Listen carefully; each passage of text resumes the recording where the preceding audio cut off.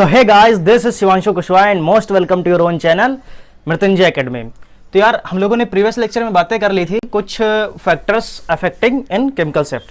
ठीक है, कुछ फैक्टर्स देखे थे जिसमें से एक फैक्टर ये है हमारा मैग्नेटिक एनआइसोट्रोपी। तो आज समझेंगे मैग्नेटिक एनआइसोट्रोपी को।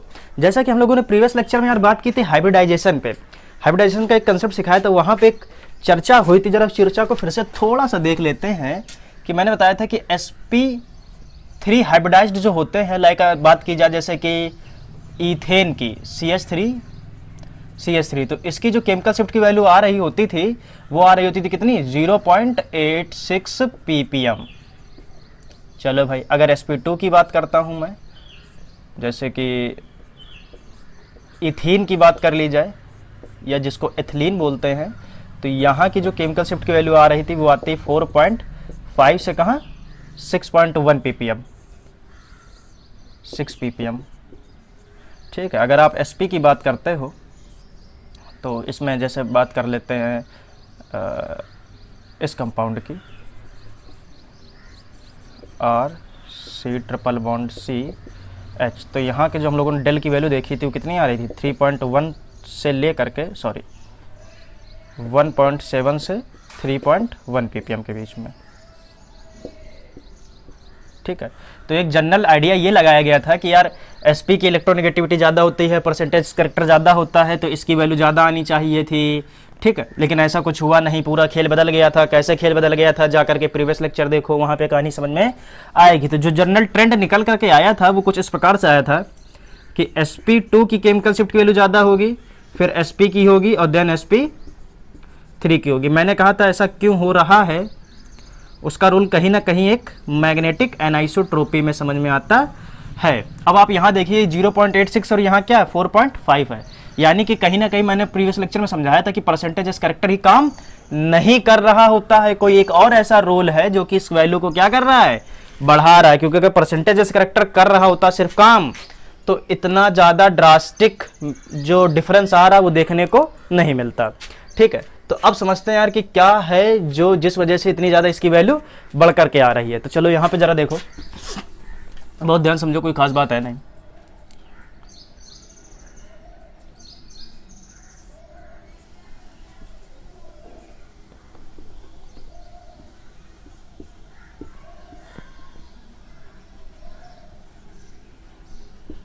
ठीक है, सबसे पहले चर्चा कर लेंगे एल्कीन सिस्टम पे।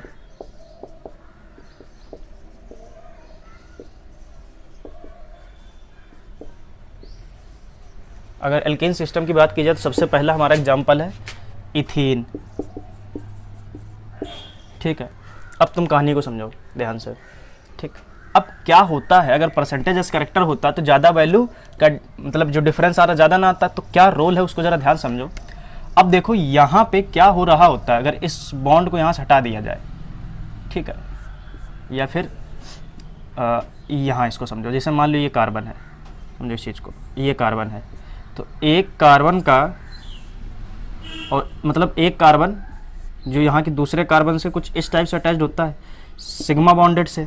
ठीक है, और एक इसका पाई बॉन्ड होता है। ठीक है, और बाकी यहाँ पे तो हाइड्रोजन लगे ही हैं, यहाँ पे तो हाइड्रोजन की कहानी हो ही रही है। तो ये ठीक है, बहुत ध्यान समझना बात को। अब क्या हो रहा होता है कि यहाँ से तो कोई मतलब नहीं अपने को, लेकिन मतलब कहाँ से है, यहाँ से। ये क्या कर रहे होते हैं, यहाँ पे इनका इलेक्ट्रॉन क्लाउड बन रहा होता है। समझ पा रहे बात को, यानी कि मैं कहूँ कि इस जगह पे यहाँ पे इलेक्ट्रॉन का ये क्या है, इलेक्ट्रॉन का क्लाउड है। अब इलेक्ट्रॉन का क्लाउड इस प्रकार से घूम रहा है, इस प्रकार से घूम रहा है, तो जब भी इलेक्ट्रॉन सर्कुलेट करते हैं तो आपको बहुत अच्छी तरीके से पता है, जैसे मैं बताऊं इस जगह समझो, मैंने कहा अगर मान लो इलेक्ट्रॉन यहाँ चल रहा है तो सिंपल सी बात है, इसके जस्ट अपोजिट में करंट की डायरेक्शन होगी।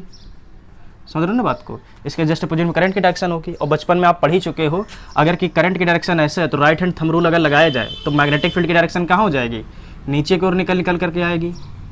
ठीक है, या फिर मैं ये कह सकता हूँ कि यहाँ से कुछ इस टाइप से मैग्नेटिक फील्ड बनेगी।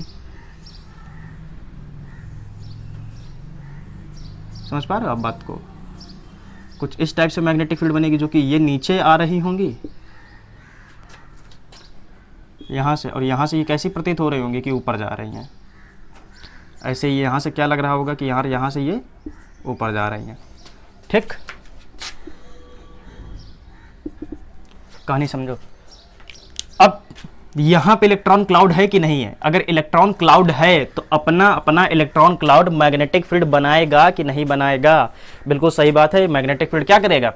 बनाएगा। अगर मैग्नेटिक फील्ड बनाता है तो हमने एक एक्सटर्नल मैग्नेटिक फील्ड लगाई, ठीक है, हम लोगों ने क्या किया, अपन ने एक एक्सटर्नल मैग्नेटिक फील्ड दी, और कंपाउंड भी कह सकते हो मैग्नेटिक फील्ड इंड्यूस्ड कर रहा है। ठीक है, अब ध्यान से जरा समझो इस केस को। तो बात अगर देखो तो अब क्या होगा ना कि यहां से मैग्नेटिक फील्ड ऐसे करके बनेगी, कौन सी? जो इंड्यूस्ड होगी। इसको मैं रफ कर देता हूं डायग्राम को, कितनी स्पेस है नहीं।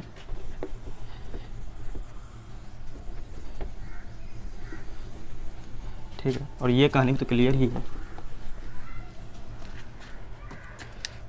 अब समझो, अब क्या होगा कि इनकी मैग्नेटिक फील्ड कुछ इस टाइप से बन के आ रही होगी।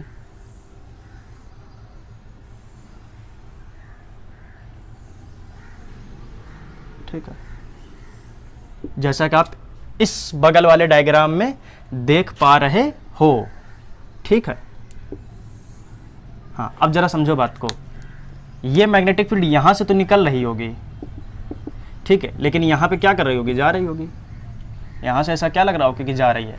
अब मेरी बात को जरा ध्यान समझो कि अगर आपने मैग्नेटिक फील्ड अप्लाई करा रखी है, एक्सटर्नल मैग्नेटिक फील्ड अप्लाई है, ठीक है, तो अगर इस जगह की बात करें, अगर इतना रीजन ले लेते हैं, मान लो कि सपोज करो इतना पार्ट, अगर इतने पार्ट की अगर बात करूं मैं सीधे सीधे, अगर इतने पार्ट की बात करता हूं तो यहाँ का अगर मैं बी इफेक्टिव निकालूंगा तो ये एक्सटर्नल मैग्नेटिक फील्ड की डायरेक्शन है और ये इंड्यूस्ड मैग्नेटिक फील्ड की डायरेक्शन है।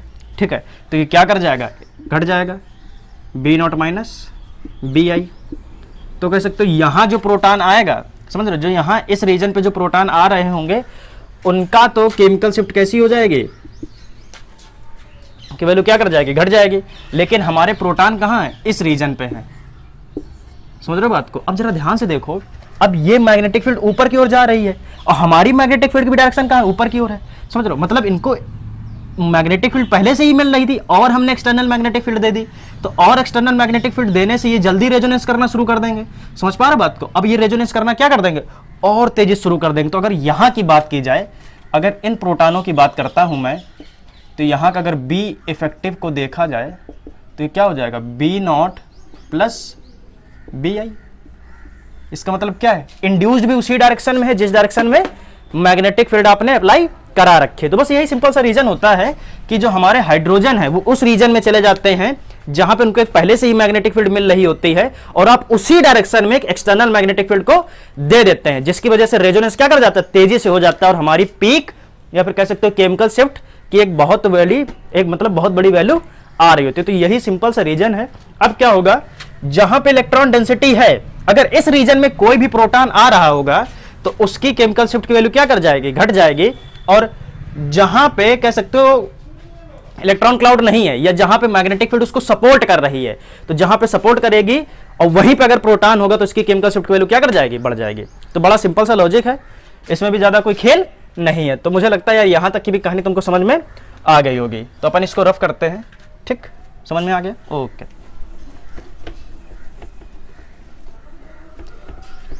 अब अगर एल्काइन सिस्टम की मैं बात करूं तो एल्काइन में यार कुछ खेल अलग होता है। अगर एल्काइन की बात करते हैं तो एल्काइन में खेल अलग क्या हो रहा होता है, जैसे अगर बात करता हूं hydrogen, carbon, triple bond, hydrogen. अब क्या होता है कि ये भी मैग्नेटिक फील्ड को बनाएंगे। इनकी जो मैग्नेटिक फील्ड बन रही होती है वो इतने रीजन में आती है, मतलब कुछ इस रीजन में आ जाती है, वो ऐसे करके समझ सकते हो।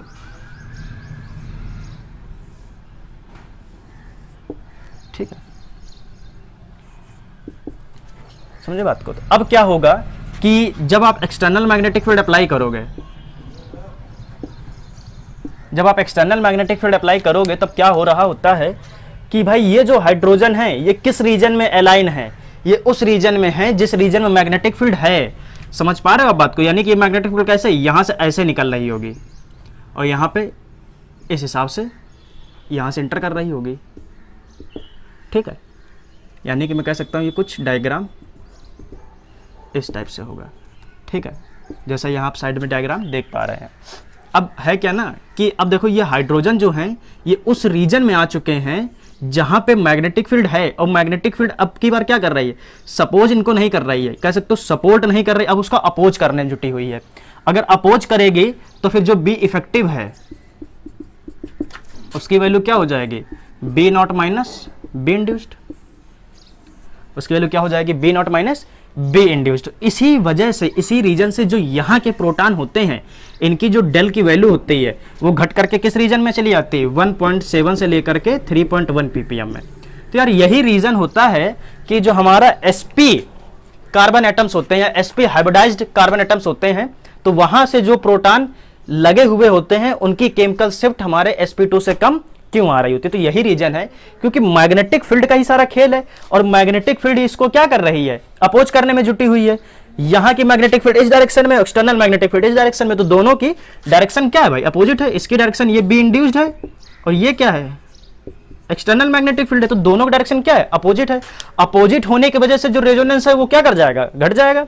जो रेजोनेंस होने का प्रोसेस है, जो रेजोनेंस होने का टाइम है, वो टाइम क्या कर जाएगा, सॉल्ट हो जाएगा, जिसकी वजह से एनएमआर हमारा क्या कर जाएगा, डिक्रीज कर जाएगा। या फिर आप ऐसे कह सकते हो कि ये किस रीजन में चले जाएंगे, अप फील्ड रीजन में चले जाएंगे।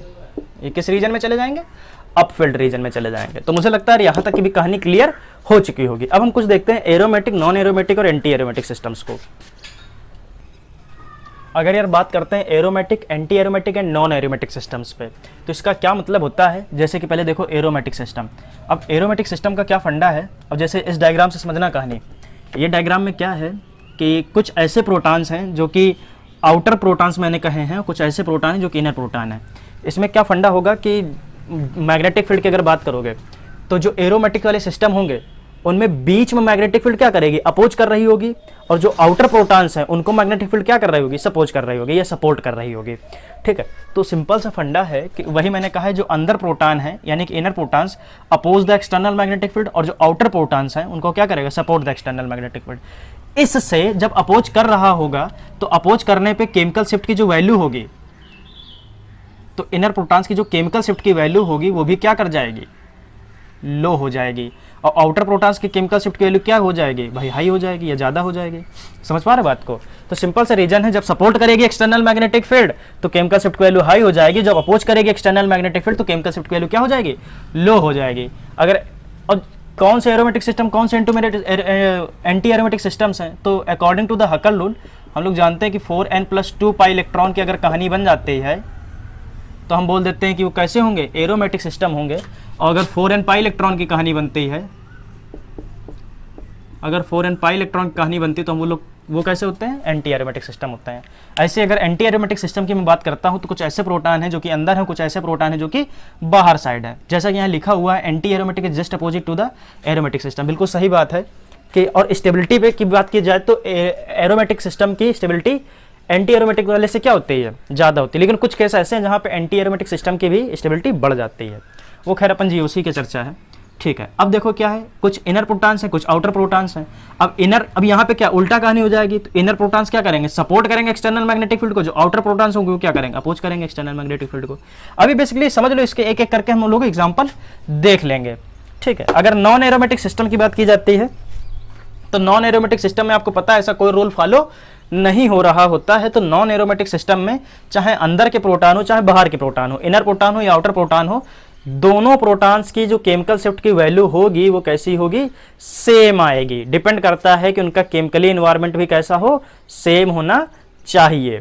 ठीक है, अब ये बात क्या है वो अपन समझेंगे। जैसे यहाँ पे मैंने लिख भी दिया है कि chemical shift is directly proportional to the support external magnetic field.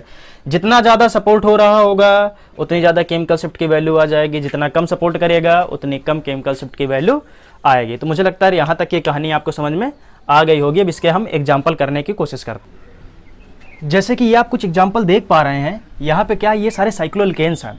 Cycloalkenes कहिए या फिर आप ऐसे कह सकते हैं नॉन एरोमेटिक कंपाउंड है।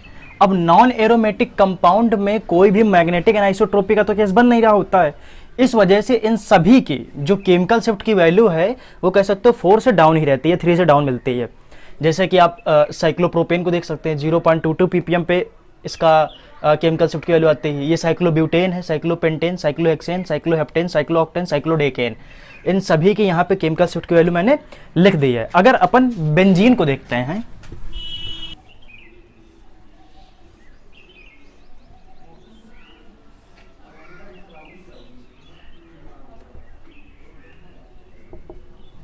हाँ आउटर साइड में क्या होते हैं, प्रोटॉन्स होते हैं। बेंजीन के आउटर साइड प्रोटॉन होते हैं, ठीक है। जैसा कि अभी हम लोगों ने देखा था कि एरोमेटिक और एंटी एरोमेटिक में क्या डिफरेंस आ रहा था बेसिकली। अब यहाँ पे क्या होता है, इलेक्ट्रॉन का क्लाउड हो रहा होता है, ठीक है। जैसे इस हिसाब से इलेक्ट्रॉन क्लाउड हो रहा होता है, जैसे मान लो अगर ये बेंजीन आपके इस हिसाब से है, तो जो इलेक्ट्रॉन क्लाउड बनेगा वो कहाँ बनेगा, यहाँ बन रहा होगा। यहाँ पे इलेक्ट्रॉन क्लाउड होगा और यहाँ पे इलेक्ट्रॉन क्लाउड होगा। समझ पा रहे बात को। जैसे बेंजीन का ये स्ट्रक्चर है तो इलेक्ट्रॉन क्लाउड यहाँ होगा, इलेक्ट्रॉन क्लाउड यहाँ होगा। तो जो मैग्नेटिक फील्ड बनेगी वो कैसी बनेगी, इस हिसाब से मैग्नेटिक फील्ड बन रही होगी, ठीक है। इस हिसाब से मैग्नेटिक फील्ड बन रही होगी। और जो प्रोटॉन्स हैं वो क्या है, हमारे रिंग के अंदर नहीं है, यानी कि इनर प्रोटॉन्स नहीं है, वो क्या है, आउटर प्रोटॉन्स है। इस वजह से यहाँ पे क्या हो जाती है, डीसील्डिंग हो जाती है। सील्डेड रीजन में ये प्रोटॉन्स नहीं आते, जैसा कि हम लोगों ने अभी देखा भी था। तो अगर मैग्नेटिक फील्ड की चर्चा हम लोग करते हैं तो यहाँ पे कुछ इस टाइप से केस बन रहा होता है।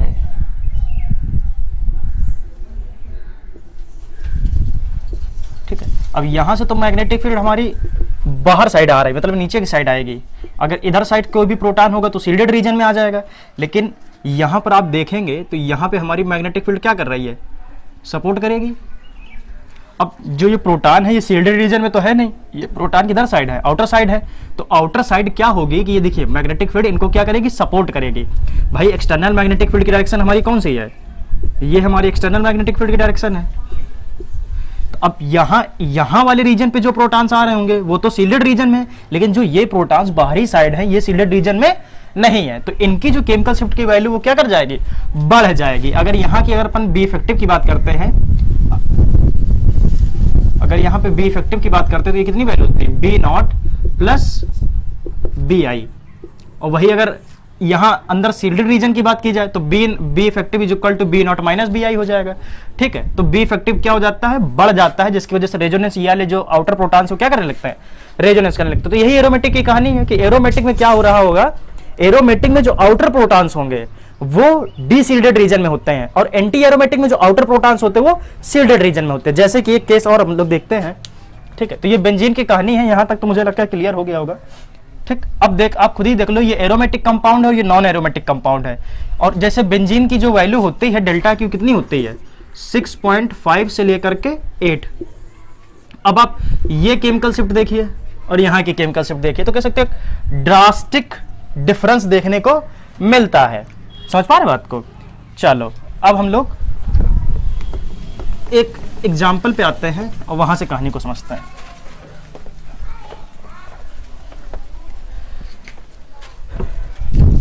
जैसे कि एक ये कंपाउंड है,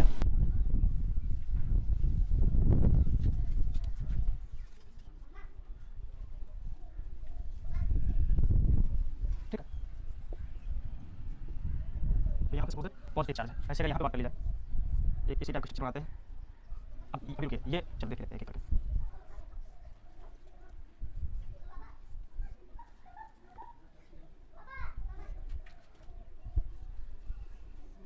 ठीक है, सेम स्ट्रक्चर है, बस एक बड़ा एक छोटा बन गया है, ठीक है।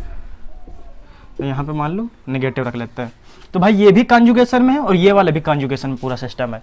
अगर यहाँ से कहानी को ध्यान से देखोगे, ठीक है, हाँ, अगर यहाँ से कहानी को तुम ध्यान से देखो तो यहाँ के अगर इलेक्ट्रॉन निकालें तो 2 to 4 to 5 to 10, यहाँ कितने 10 पर इलेक्ट्रॉन है। 10 पर इलेक्ट्रॉन से हम क्या समझ सकते हैं भाई, ये कैसा केस होगा, एरोमेटिक है, एरोमेटिक कंपाउंड है। और यहाँ के अगर इलेक्ट्रॉन निकालते हो तो यहाँ पे 2 एक्स्ट्रा हो चुके हैं इलेक्ट्रॉन, तो ये क्या हो जाएगा, 12 पर इलेक्ट्रॉन हो जाएगा। और 12 पर इलेक्ट्रॉन से हम क्या समझेंगे कि ये कैसा केस हो गया होगा, एंटी एरोमेटिक हो गया होगा, है कि नहीं। ये कैसा केस हो गया होगा, एंटी एरोमेटिक का केस बन गया होगा। अब अगर यहां के मैं 2 प्रोटॉन्स की चर्चा करता हूं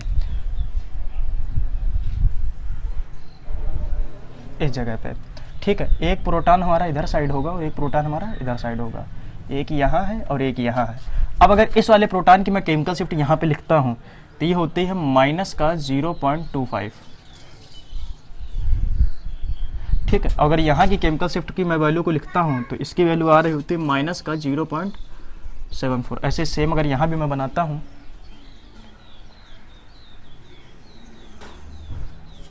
एक प्रोटॉन इधर, एक प्रोटॉन इधर, यहाँ भी हाइड्रोजन होगा और यहाँ भी हाइड्रोजन होगा। अगर यहाँ की डेल्टा की वैल्यू देखते हैं 10.31 और यहाँ की डेल्टा की वैल्यू कितनी आती है 14.19। ठीक, तो अब आप कहानी को समझो। अब यहाँ पे आप देखो ये कैसे है, इनर प्रोटॉन्स हैं, समझना बात को। इनर प्रोटॉन है, सील्डेड रीजन में है, केमिकल शिफ्ट क्या कर जाएगी, लो हो जाएगी। इसी वजह से यहाँ की जो केमिकल शिफ्ट आ रही है वो कैसी है, लो है। इनर प्रोटॉन्स का मीनिंग ये होता है ना कि अंदर नहीं है, बेसिकली है क्या कि वो उस रीजन में आ गए हैं जो रीजन सील्डेड है, समझ, जहां पे उसकी मैग्नेटिक फील्ड इंड्यूस्ड हो रही है, समझ पा रहे, तो उस रीजन में आ गए। इस वजह से ये कैसे हो गए हैं, इनकी केमिकल शिफ्ट लो हो गई है। लेकिन अब अगर इनकी केमिकल शिफ्ट लो है तो सिंपल सी बात, एंटी एरोमेटिक केस में क्या होता है, जस्ट अपोजिट होता है। तो यहाँ पे इनकी केमिकल शिफ्ट की वैल्यू क्या हो जाती है, हाई हो जाती है। तो मेरे हिसाब से यार यहाँ तक की कहानी समझ में आ गई होगी। अब अपन कुछ क्या करते हैं, लगातार सीरीज से एग्जाम्पल ही देख लेते हैं एक दो। ठीक है, चलो आ जाओ। अब यार कुछ ये एग्जाम्पल्स हैं एरोमेटिक के। ठीक है, अब एक ये देखो, इसमें कितने पाई इलेक्ट्रॉन है, 1 2 3 4 5 6 7, यानी कि 14 पाई इलेक्ट्रॉन है। कितने पाई इलेक्ट्रॉन है, 14 पाई इलेक्ट्रॉन है इस वाले स्पीसीज में। 14 पाई इलेक्ट्रॉन मतलब कैसा है कि 4n+2 का रूल फॉलो कर रहा है, दैट्स द मीनिंग एरोमेटिक है। अब मुद्दा समझो, एक्चुअलिटी में एक तरीके से कहो कि ये देखो, एक तरीके से ये वाला स्ट्रक्चर अगर समझो तो ये कह सकते हो टॉप व्यू है। कैसा व्यू है, ये टॉप व्यू है। अगर इसका मैं यहाँ पे, समझना बात को, अगर इसका मैं यहाँ पे साइड व्यू बनाऊं, ठीक है, तो साइड व्यू में कुछ ऐसा नजर आ रहा होगा। जो ये वाला है ये प्लेन से ऊपर नजर आएगा CH3, और ये वाला जो CH3 है वो प्लेन से कहाँ नीचे, अंदर नजर आएगा, ये नीचे नजर आ रहा होगा। ठीक है, इसको अपन ऐसे कर लेते हैं। ठीक, अब यार कहानी समझो। अब क्या है कि ये जो स्ट्रक्चर है ये कुछ इस टाइप से है।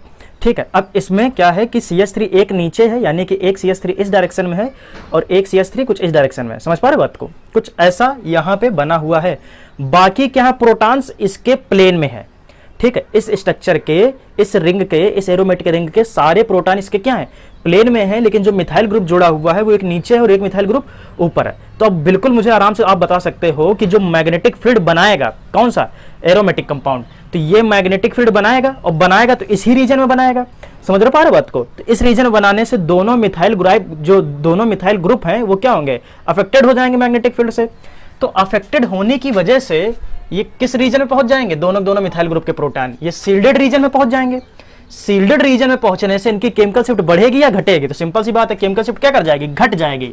तभी यहाँ पे मैंने लिख रखा है इनर प्रोटॉन्स। ये कैसे है, इनको इनर प्रोटॉन्स बोल दिया है।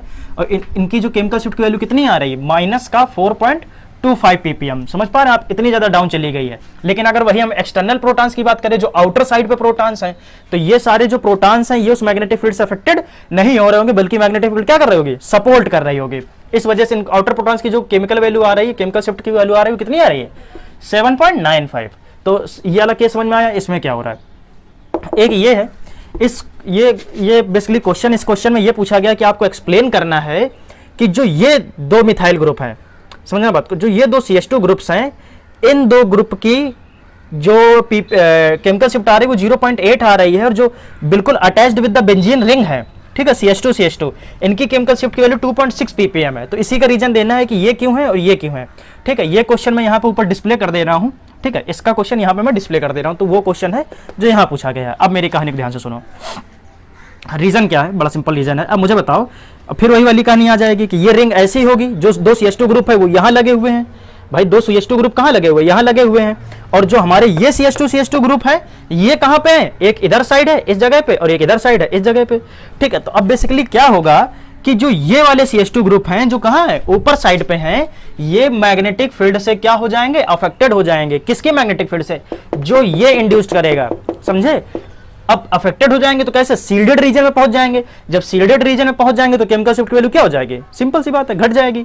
अब घट करके कितनी आ जाएगी, 0.8 ppm। और जो सीधे अटैच्ड हैं ये क्या करेंगे, मैग्नेटिक फील्ड को सपोर्ट करेगी। क्यों, क्योंकि भाई मैग्नेटिक फील्ड कैसी बन रही होगी, ये ऐसे निकलेगी और यहाँ जाएगी, सिंपल से ऐसे ही है कि यहाँ से निकलेगी और ये ऐसे एंटर कर जाएगी, ठीक। तो जब एक्सटर्नल मैग्नेटिक फील्ड दोगे तो इन दो प्रोटॉन्स को मैग्नेटिक फील्ड सपोर्ट कर जाएगी और इनकी केमिकल शिफ्ट की वैल्यू हाई आ जाएगी। तो मुझे लगता है ये वाला भी केस समझ में आ गया होगा। अब ये दो एग्जांपल देखो, इन दो एग्जांपल्स को देखो ध्यान से, सिर्फ इन दो एग्जांपल्स को देखना है।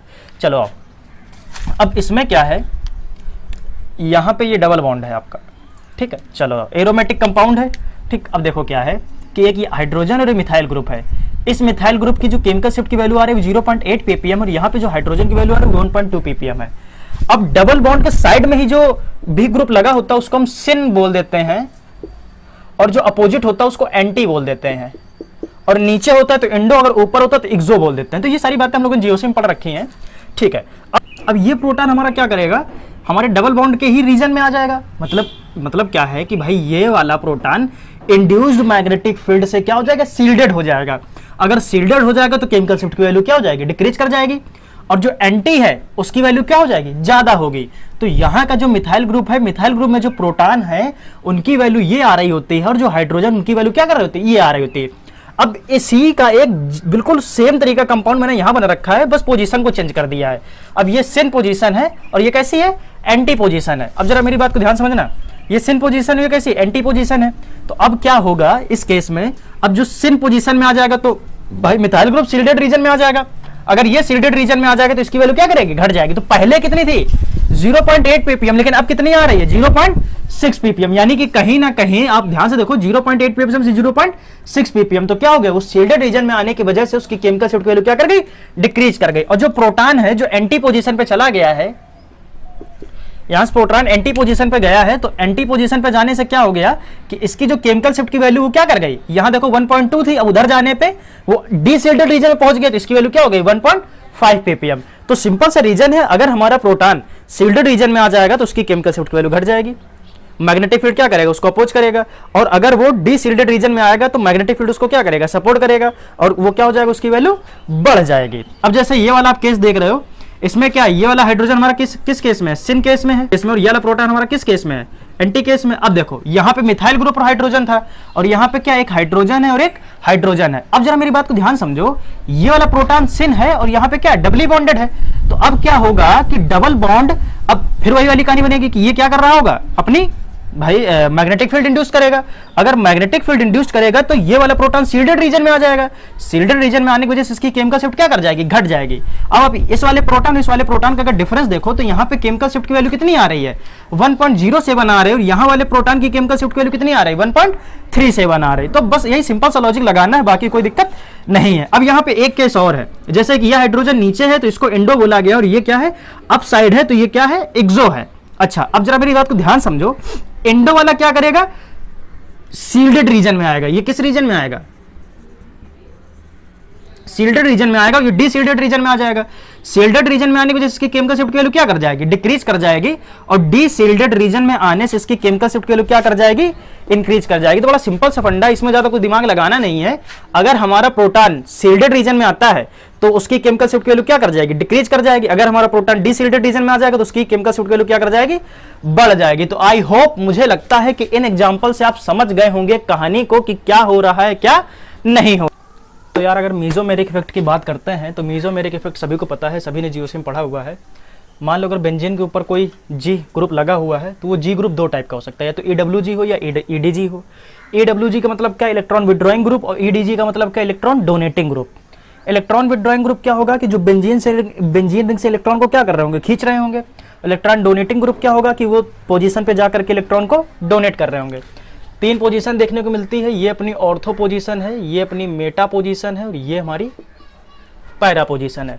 ठीक है, अब एक एक अगर केस में दिखाऊं, अगर सबसे पहले EWG का कोई एक केस देख लेते हैं। ठीक है, चलो EDG का कोई केस देख लेते हैं, यानी कि इलेक्ट्रॉन डोनेटिंग ग्रुप। तो चलो देख लो जल्दी से भाई। ठीक है, मान लो कि यहाँ पे OH ग्रुप लगा रखा है, यहाँ पे कौन सा है, OH ग्रुप है। तो OH ग्रुप के पास क्या होंगे भाई, लोन पेयर होंगे, है कि नहीं। अब यहाँ यहाँ यहाँ इस टाइप से बॉन्डिंग होगा। अब क्या होगा, ये वाला जा करके यहाँ देगा, ठीक है, रिपल्सन फील होगा, वो यहाँ तोड़ देगा। ठीक है, तो ये मैंने यार पहले ही कहा था कि फैक्टर समझने के लिए आपको जीओसी का ज्ञान होना चाहिए। ठीक है, और चलो जल्दी देख लेते हैं इसको भी। अब यहाँ से पॉजिटिव मतलब इलेक्ट्रॉन गए हैं तो यहाँ पॉजिटिव चार्ज आ जाएगा, यहाँ हाइड्रोजन हो जाएगा, डबल बॉन्डेड बन जाएगा। ठीक है, अब यहाँ पे इलेक्ट्रॉन डेंसिटी आ जाएगी। ठीक है, एक ये बॉन्ड है, एक ये बॉन्ड है। अगर इसका दूसरा स्ट्रक्चर हम लोग देखते हैं, ठीक, अब सिंपल सी बात है, अब क्या होगा भाई, ये यहाँ करेगा और ये यहाँ पे चला जाएगा। ठीक है, तो यहाँ पे डबल बॉन्ड का फॉर्मेशन हो जाएगा, यहाँ पे लोन पेयर आ जाएगा और यहाँ पे डबल बॉन्ड का फॉर्मेशन होगा।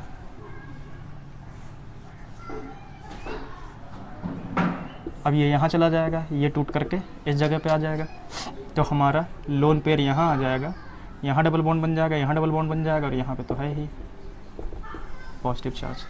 ठीक है, ये बेसिकली फिनॉल है। ठीक है, अब यहाँ का देखो, अब फिर वही वाली कहानी होगी, ये यहाँ पे जाएगा और ये बॉन्ड टूट करके वहाँ पे चला जाएगा। ठीक है, तो ये बॉन्ड, ये बॉन्ड, ये बॉन्ड,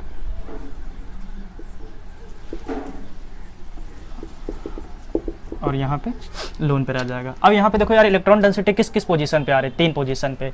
ये ऑर्थो पोजीशन पे इलेक्ट्रॉन डेंसिटी है, यहाँ पे पैरा पोजीशन पे इलेक्ट्रॉन डेंसिटी है और यहाँ पे ऑर्थो पोजीशन पे इलेक्ट्रॉन डेंसिटी है। अब मुझे बताओ, इलेक्ट्रॉन डेंसिटी जहाँ बढ़ेगी और वहाँ अगर कोई प्रोटॉन होगा तो कैसा हो जाएगा, किस रीजन में पहुँच जाएगा? इलेक्ट्रॉन डेंसिटी ज़्यादा, तो केमिकल शिफ्ट की वैल्यू क्या कर जाएगी? डाउन कर जाएगी। ये तो अपन पहले ही समझे थे प्रीवियस लेक्चर में ही। ठीक है, तो यहाँ पे अगर मैं लिखता हूँ कि कुछ ऐसे मान लो, ortho para position in ortho para position electron density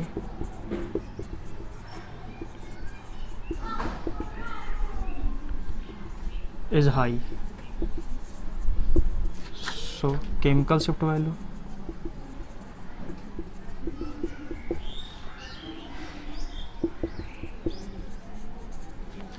अपन जानते हैं भाई कि इलेक्ट्रॉन डेंसिटी इनवर्सली प्रोपोर्शनल है किसके? केमिकल शिफ्ट के। तो अगर यहाँ से आप ऑर्डर निकालोगे, अब समझो, मान लो कि अगर ये केस की मैं बात करता हूँ, यहीं अपने फिनॉल वाले की ही चर्चा करते हैं। ठीक है, एक यहाँ हाइड्रोजन है, एक यहाँ हाइड्रोजन है और एक यहाँ हाइड्रोजन है। ठीक है, और यहाँ अपना क्या लगा हुआ है? OH लगा हुआ है। बाकी सारी कहानी सेम है। अब अगर मैं यहाँ से ऑर्डर ऑफ केमिकल शिफ्ट आपको बताऊं,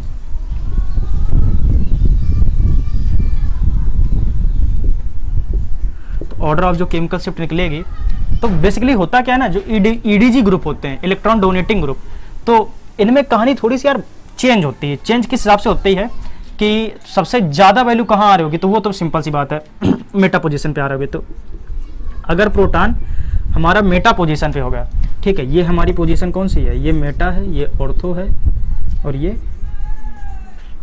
पैरा है। अगर मेटा पोजीशन पे आ रहा होगा तो केमिकल शिफ्ट की वैल्यू ज़्यादा होगी।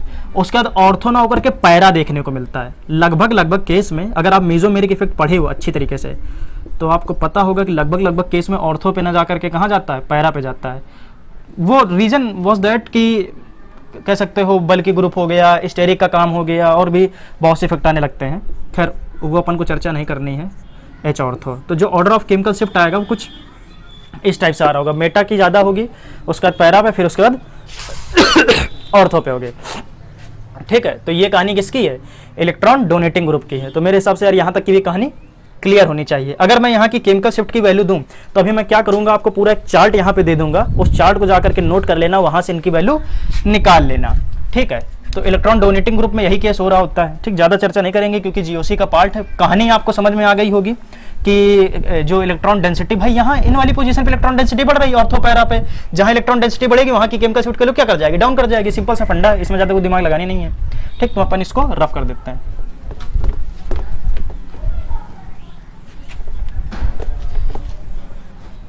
ठीक, अब इसी का जस्ट अपोजिट केस कौन सा बन जाएगा? EWG का,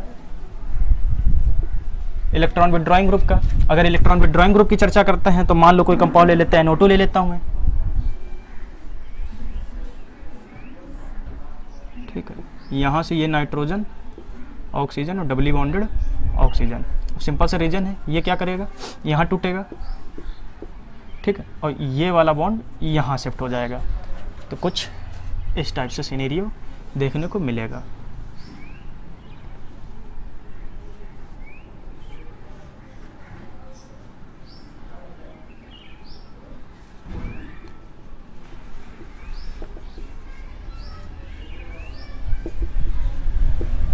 ठीक है, अब देखो यार, है क्या, ये बॉन्ड यहाँ टूटेगा, इस पे पॉजिटिव चार्ज आएगा।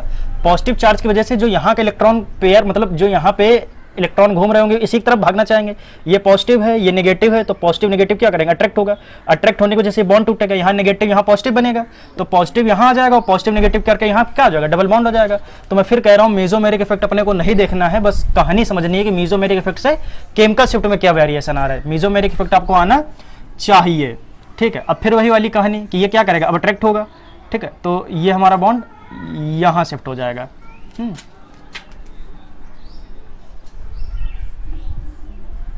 तो अब पॉजिटिव चार्ज कहाँ जाएगा, यहाँ पे आ जाएगा, ये डबल बॉन्ड हो जाएगा, यहाँ पे डबल बॉन्ड हो जाएगा, यहाँ पे तो डबल बॉन्ड है ही,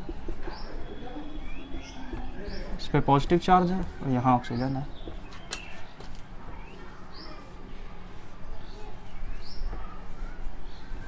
ठीक है, अब क्या होगा, ये फिर यहाँ की ओर भाग के आएगा, ठीक, तो ये बॉन्ड यहाँ आ जाएगा, यहाँ आ जाएगा, पॉजिटिव चार्ज कहाँ चला जाएगा, यहाँ पे चला जाएगा, डबल बॉन्डेड नाइट्रोजन, ये ऑक्सीजन है पॉजिटिव और ये रहा ऑक्सीजन। अब इसके बाद ये वाला बॉन्ड यहाँ से टूट करके यहाँ आ जाएगा, ठीक, और वहाँ पे इलेक्ट्रॉन डेंसिटी सेम हो जाएगी, तो कह सकते हो जो कंपाउंड है वो ये आ जाएगा।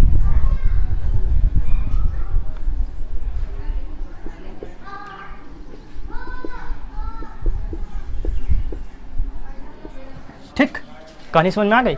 अब देखो कहाँ पे आ रहा है केस, ऑर्थो पे इलेक्ट्रॉन डेंसिटी कम हो रही है, मेटा पे पैरा पे इलेक्ट्रॉन डेंसिटी कम हो रही है और यहाँ पे ऑर्थो पे, ठीक है, यानी कि इलेक्ट्रॉन डेंसिटी अब की बार कहाँ बढ़ रही होगी, मेटा पोजीशन पे बढ़ रही होगी। तो अब की बार क्या हुआ, ऑर्थो पैरा पे इलेक्ट्रॉन डेंसिटी घट गई, घट जाएगी तो वहां पे केमिकल शिफ्ट क्या कर जाएगी, बढ़ जाएगी। तो मैं कह सकता हूं कि in ortho and para position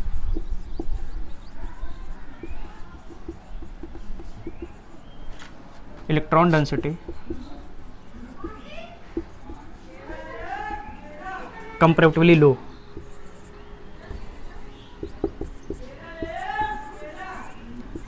so chemical shift value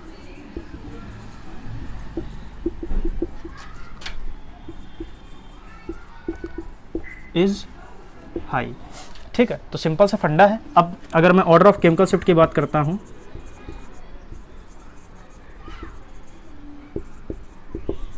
तो ऑर्डर ऑफ इसका केमिकल शिफ्ट कैसे निकलेगा, अब कहां पे ज्यादा वैल्यू आ रही होगी, H ऑर्थो के केस पे, ठीक है, इसके बाद कहां आएगा, पैरा पोजीशन पे, और फिर कहां आएगा, मेटा पोजीशन पे।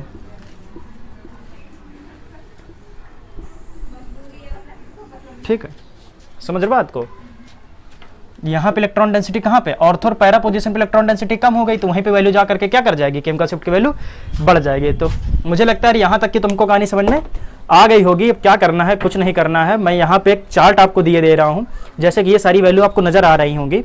इसमें क्या है कि ऑर्थो पोजीशन है, पैरा पोजीशन है, मेटा पोजीशन है। यहाँ पे एक्स क्या है, एक ग्रुप है, ग्रुप लगा हुआ है। अब एक्स ग्रुप है और इन सभी प्रोटॉन्स की, जो यहाँ एक्स पे जो भी प्रोटॉन है, उन सभी प्रोटॉन की यहाँ पे केमिकल शिफ्ट की वैल्यू है। तो प्लीज आप इसको पॉज करके आराम से देख लीजिए और कहानी को समझ लीजिए। ठीक है, तो मुझे लगता है यार कि अब यहाँ तक की अगर कहानी क्लियर हो गई होगी तो बहुत अच्छी बात है। अगर आपको एनएमआर की बुक चाहिए तो मैं वो डिस्क्रिप्शन बॉक्स में दे रहा हूँ, वहां से जाकर के डाउनलोड कर लीजिए। बाकी अब आगे वाले लेक्चर में मिलते हैं। Okay, thank you.